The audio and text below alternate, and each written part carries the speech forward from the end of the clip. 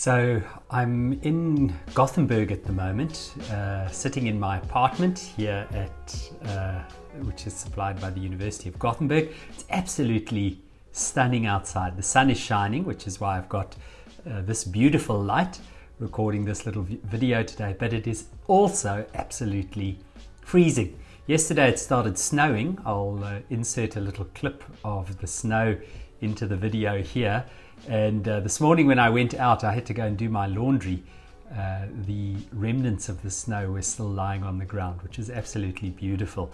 But I did come to realize that this flesh is derived from the African soil, and it was baked in the African sun. And I don't cope too well with the cold. Plus, a number of friends have been saying, Dion, when you head out on your little Brompton bicycle, be careful of the black ice.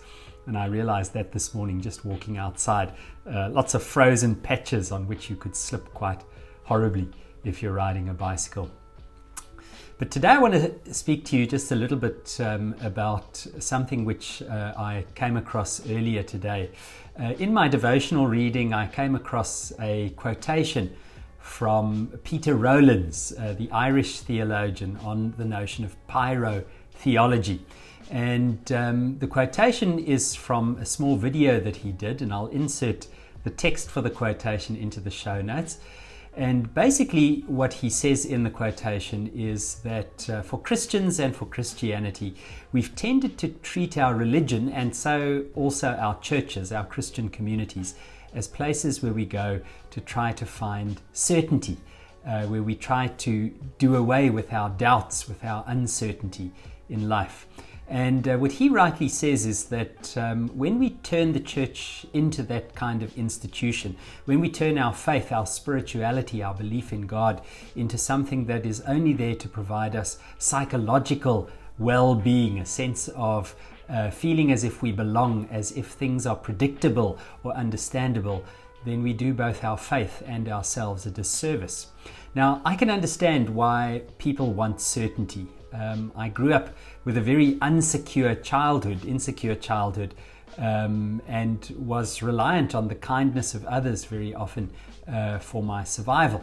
And when you grow up in that way, not having very much, not having that kind of predictability in your young life, you often want security. And I find even as an older person, I don't like change all that much.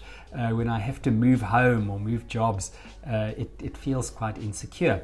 Now, having studied cognitive neuroscience, I also understand that as human persons, our brains have evolved for us to desire and want that predictability, that measure of certainty. We want to be able to pick up on patterns, because those patterns, if we can identify how life works, what it is, it gives us a sense that we have control. It empowers us.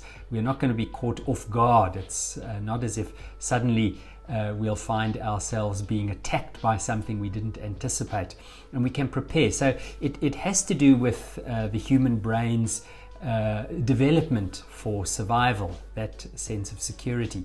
But the reality is, as with so many other aspects of our biological hardwiring, just because it exists, it doesn't mean that it's right. This is one of the things that we learn, particularly in theological ethics, around natural theology. Just because something happens to be so, it doesn't necessarily mean that it should be desirable or right.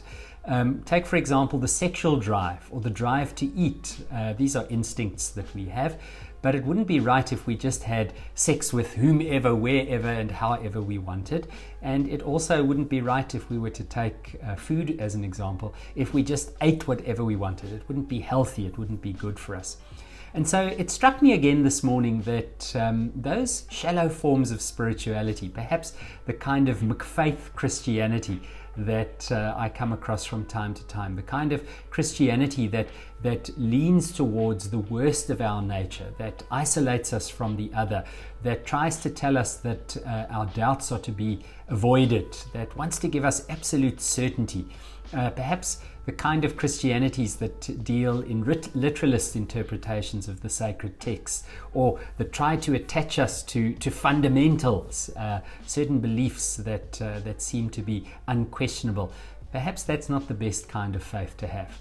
And it strikes me that Peter Rollins' idea is that when we stop looking for the burning bush, that place where we'll find certainty, we may find that all of the bushes around us are alight. They're ablaze with the presence and the power of the God who is a God of diversity, a God of difference, a God of creativity.